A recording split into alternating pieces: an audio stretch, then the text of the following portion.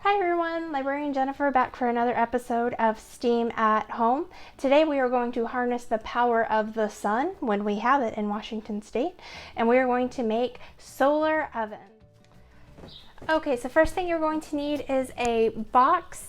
The bigger the box, the longer your item will take to cook, just like in a real oven.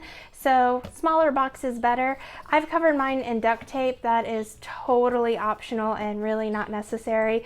I did it to make my box a little stronger and also to cover up my address, which was all over here because I don't want you guys to come visit me at home, no offense. So first thing we're gonna do, we need to make an oven door.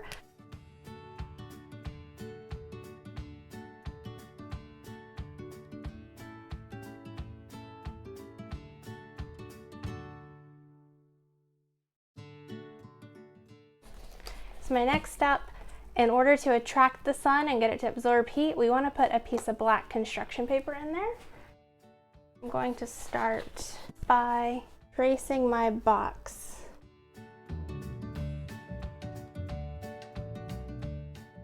We need to actually be able to open the oven rather than just have that window.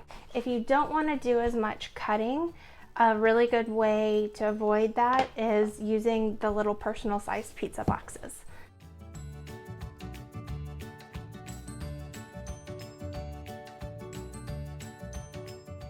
So now I have my window lid and my oven lid.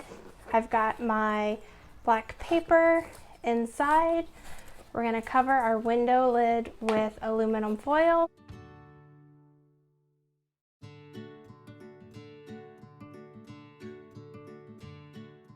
I'm also going to do the inside edges of my box as well.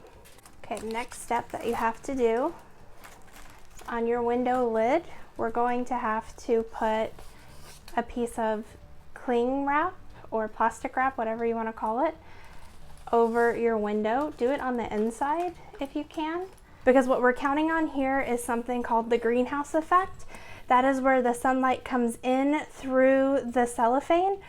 It goes inside, it gets absorbed by the paper and all the stuff in here, but then the wavelength of the light changes. The heat can't escape back out through the cellophane.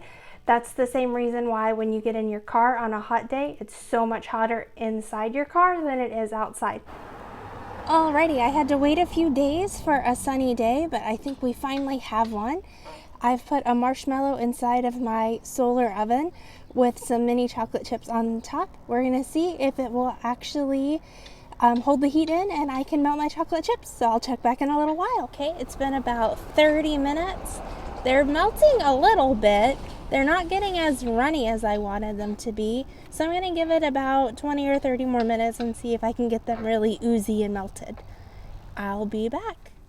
All right, I had it outside about an hour and now they're mowing my grass, so I had to bring it in. But even though my chocolate didn't change shape, it is actually pretty melty. If you can see, let me put my finger in it.